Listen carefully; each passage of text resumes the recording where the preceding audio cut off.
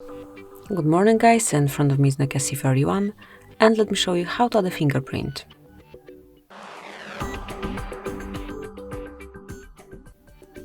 First of all, enroll the list of all apps and go to the settings.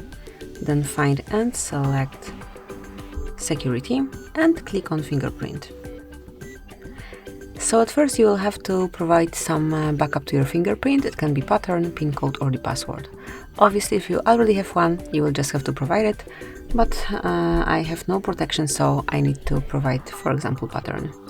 Then re-enter just to confirm, and now it's time to manage the notification content. I would like to hide everything and then click on next to finally provide your fingerprint. So as you can see, the sensor is located here on the back cover, so you just have to keep tapping till it's fully added.